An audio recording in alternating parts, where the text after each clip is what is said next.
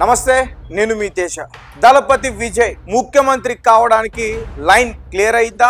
TVK party ప్రస్తుతం తమిళనాడులో celebration start చేశారంటున్నారు. అదంతా కూడా నిజమేనా? ఒకవేళ దళపతి విజయ్ ముఖ్యమంత్రిగా ప్రమాణ స్వీకారం చేస్తే మరి ఈ గవర్నమెంట్ ఏదైతే దళపతి విజయ్ ఆధ్వర్యంలో ఏర్పడుతుందో దానికి డిప్యూటీ సీఎంగా ఎవరు ప్రమాణ స్వీకారం చేయబోతున్నారు? ఒక పక్క త్రిషా పేరు వినిపిస్తుంది, ఇంకొక పక్క తిరుమావుల్లం అనే ఒక వీసీకే పార్టీకి సంబంధించిన వ్యక్తి పేరు వినిపిస్తుంది. మరి వీరిద్దరిలో ఎవరికి ఈ డిప్యూటీ సీఎం పదవి దక్కే అవకాశం ఉంటుంది? మనం క్లియర్గా మాట్లాడుకునే ప్రయత్నం చేద్దాం. ప్రస్తుతం ప్రమాణ స్వీకారం చేసుకోవడానికి అంతా కూడా వాళ్ళు సిద్ధం చేశారు.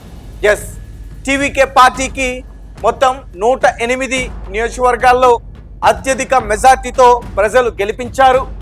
తర్వాత టీవీకే పార్టీకి గవర్నమెంట్ను ఫామ్ చేయడానికి 118 మెజార్టీ ఫిగర్ కావాలి.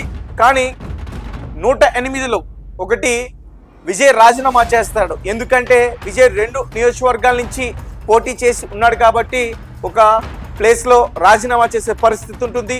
అలాగే ఇంకొక వ్యక్తి అసెంబ్లీ స్పీకర్గా ఎన్నుకోబడతాడు కాబట్టి అది కూడా ఇందులోకి కౌంట్లోకి రాదు. ఇకపోతే టీవీకే పార్టీకి 106 ప్లస్ ఈ 5 ఇండియన్ కాంగ్రెస్ పార్టీ ఆల్రెడీ మద్దతు ఇచ్చింది కాబట్టి మొత్తం 111.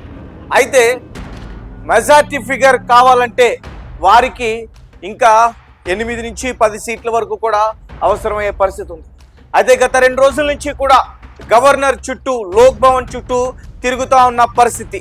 మేము మైనార్టీ గవర్నమెంట్ని ఏర్పాటు చేస్తాం, మాకు అనుమతి ఇవ్వండి అంటూ కూడా గవర్నమెంట్ని ఎంతలా బ్రతిమలాడినా కానీ గవర్నర్ అవకాశం ఇవ్వలేదు. ఇక టీవీకే పార్టీకి మద్దతుగా పిఎంకే, అలాగే వీసీకే, సిపిఐ ఇటువంటి పార్టీస్ కూడా మద్దతు ఇవ్వడానికి ముందుకొచ్చాయి. ఓవరాల్గా ఒకసారి మనం చూసుకుందాం. 118 మెజార్టీ ఫిగర్ అయితే టీవీకే సొంతం చేసుకుంది.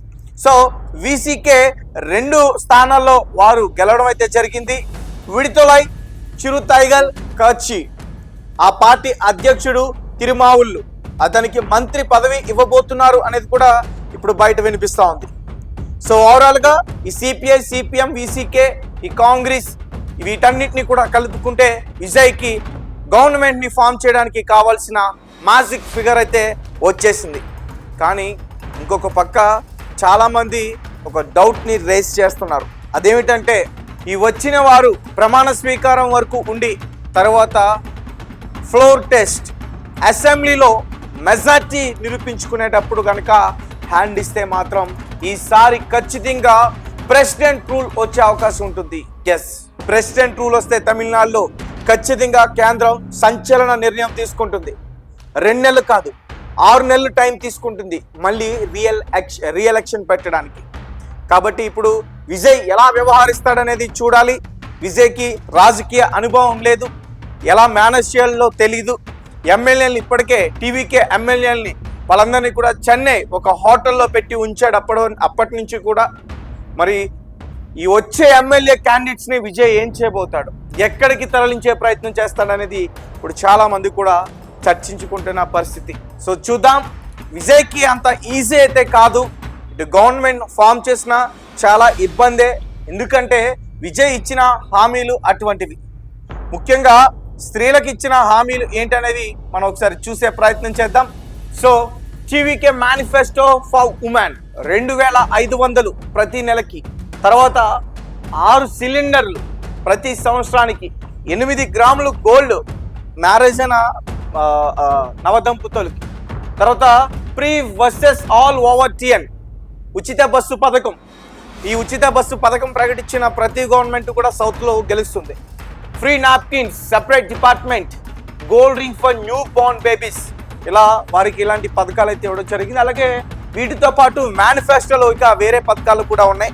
సో ఓవరాల్గా అన్నీ చూసుకుంటే విజయ్ ఇచ్చిన హామీలు అన్నీ కూడా నెరవేరాలంటే 43,000 కోట్లు ఖర్చు అవుతుంది. మరి కేంద్రం నుంచి సహకారం ఉంటుందా అంటే ఖచ్చితంగా ఉండదు. ఎందుకంటే విజయ్కి సపోర్ట్గా అన్నా డిఎంకేని తీసుకురావాలని కేంద్రం ప్రయత్నించింది, కానీ విజయ్ దానికి అనుకూలించలేదు. ఇంకో పక్క బీజేపీకి ప్రధాన శత్రువు అయినటువంటి కాంగ్రెస్తో అతను చేతులు కలిపాడు. అలాగే ప్రమాణ స్వీకారానికి ముఖ్య అతిథిగా రాహుల్ని తీసుకురాబోతున్నాడు. కాబట్టి ఖచ్చితంగా కేంద్రంలో విజయ్కి చుక్కలు ఎదురయ్యే పరిస్థితి కనిపిస్తూ ఉంది. మరి చూద్దాం. కొత్త గవర్నమెంట్ తమిళనాడులో ఇప్పటి వరకు కూడా ద్రవిడ గవర్నమెంటే ఉంది. So first time Tamilaga veteran ఈ గజగం వచ్చింది. మరి ఈ గవర్నమెంట్ 10 ఏళ్ల కాలం పాటు ఉంటుందా లేదంటే 5 ఏళ్ల పాటు ఉంటుందా అనేది చూద్దాం. అండ్ మరికొంతమంది కామెంట్స్ కూడా చేస్తున్నారు, 6 నెలలు కూడా కష్టమే, సంవత్సరం కూడా కష్టమే, ప్రభుత్వం పడిపోతుంది అంటూ కూడా మాట్లాడుతూ ఉన్న పరిస్థితి. చూద్దాం మీ కమెంట్స్ ఏంటి. విజయ్ ప్రమాణ స్వీకారం చేయడానికైతే అంతా కూడా సిద్ధం చేసుకున్నారు. 11 లేదా రేపే ఈ డేట్స్లలో ఖచ్చితంగా ప్రమాణ స్వీకారం అయితే ఉంటుంది అంటున్నారు. తమిళనాడులో నెహ్రూ స్టేడియంలో ప్రమాణ స్వీకారం కోసం సిద్ధం చేశారు. ముఖ్య అతిథిగా రాహుల్ కూడా రాబోతున్నారంటూ కూడా చెప్తా ఉన్నారు.